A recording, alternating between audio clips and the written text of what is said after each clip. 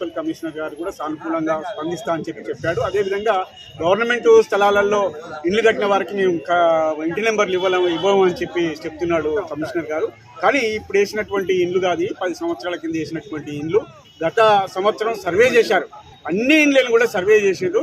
ఆ సర్వే ప్రకారం ఇంటి నెంబర్ల కోసమే సర్వే చేశారు కాబట్టి ఇంటి నెంబర్లు తక్షణమే ఇవ్వాలని చెప్పి మేము డిమాండ్ చేస్తున్నాం. ఆ ఇంటి నెంబర్లు వస్తేనే కరెంటుకు సర్వీస్ మీటర్లు ఇస్తారని చెప్పి గవర్నమెంట్ కరెంటు వాళ్ళు చెప్తున్నారు. అదేవిధంగా 58 జీవోలో కూడా మొత్తం పట్టాలు మంజూరు చేసింది గత బీఆర్ఎస్ గవర్నమెంట్. బీఆర్ఎస్ బొమ్మలు ఉన్నాయి కాబట్టి ఇక్కడ కాంగ్రెస్ గవర్నమెంట్ వచ్చింది. కాంగ్రెస్ గవర్నమెంట్ ఇవ్వదలుచుకోలేదు. ఆ పట్టాలను రద్దు చేసి అయినా మరి కొత్తగానైనా మీ బొమ్మలు పెట్టుకుని అయినా మాకు పట్టాలు ఇవ్వండి.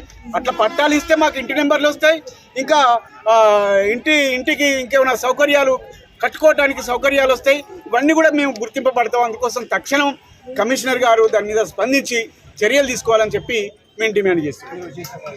మేము ఈరోజు ఈ డిమాండ్లపైనే ఓసీ క్లబ్ నుంచి మానుకోట ఓసీ క్లబ్ నుంచి మున్సిపల్ కమిషనర్ ఆఫీస్ వరకు ఖాళీ బిందెలతోటి ఇలా మహిళలు పురుషులు నీటి సౌకర్యం లేని కరెంటు సౌకర్యం లేనటువంటి మౌలిక సమస్యలు పరిష్కరించాలని చెప్పి డిమాండ్ చేస్తూ మున్సిపల్ కమిషనర్ ఆఫీసర్ ముందు ఇక్కడ ధర్నా చేయడం అనేది జరిగింది.